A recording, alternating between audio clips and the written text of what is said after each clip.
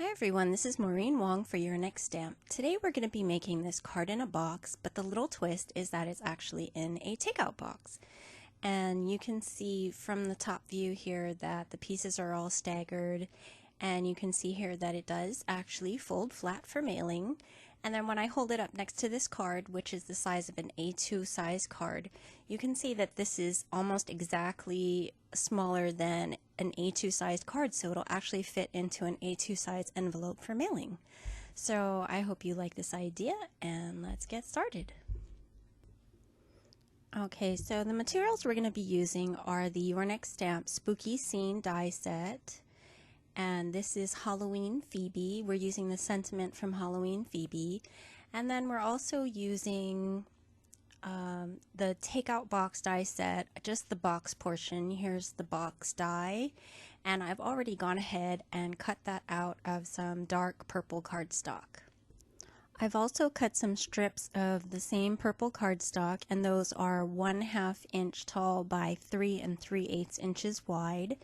And I cut 3, but we actually only are going to need 2. And then I've cut a bunch of pieces from the Spooky Scene die set out of black cardstock. Okay, I've got my mini Martha Stewart scoreboard out because we're going to be scoring the strips, and you may notice that I've actually sped up the video a little bit.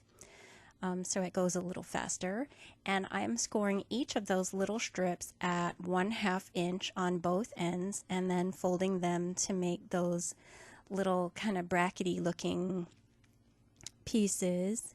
And like I said, there are 3 of them, but we're only going to be using 2. So each one is done the same way, scoring at 1/2 inch on each end and then folding up.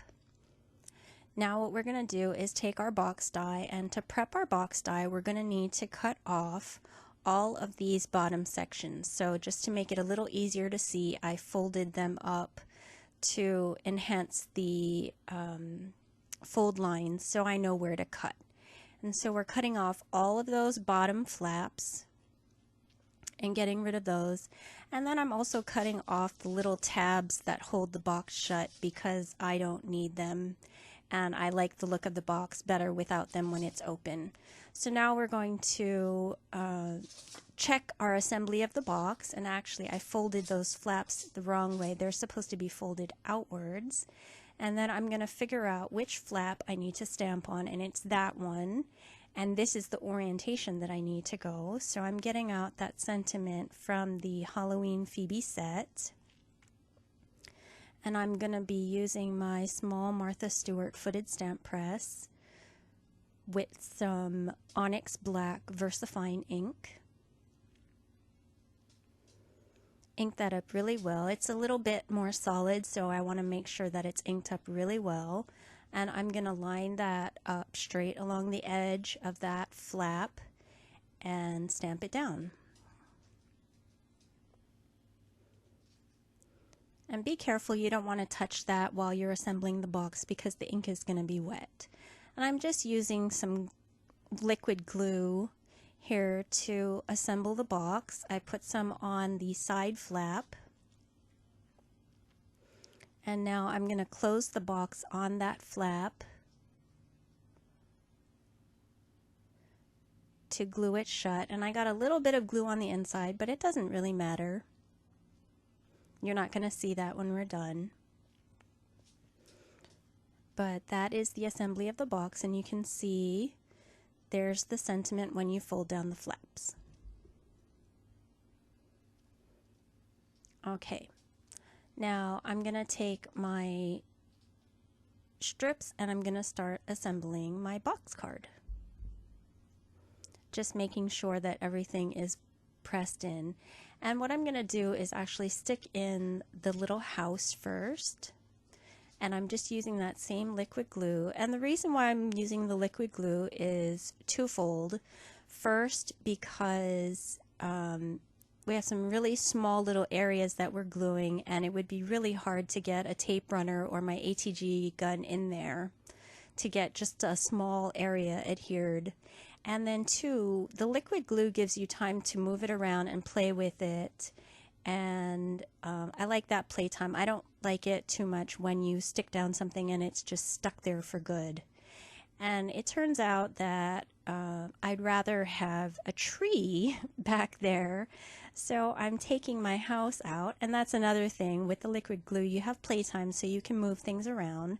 And I'm actually sticking a tree inside that back of the box, and I put the house on one of the little strips. And now I'm going to stick in my little strip, and I'm making sure it fits. And of course it does because I measured it beforehand. And so what you do is you just put the liquid glue on those little side flaps, and then you fold them back and stick it into your box.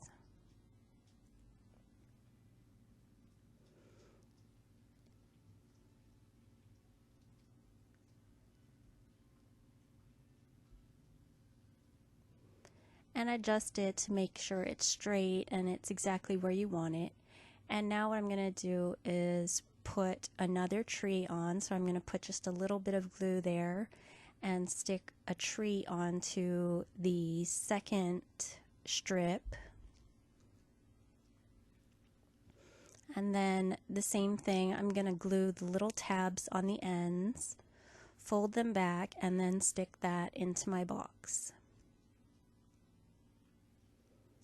And it looks a little fiddly and hard to do, but it actually isn't that hard. You just need to take your time, and that's why I like the liquid glue, so that you have time to move things around and get them positioned exactly where you want them.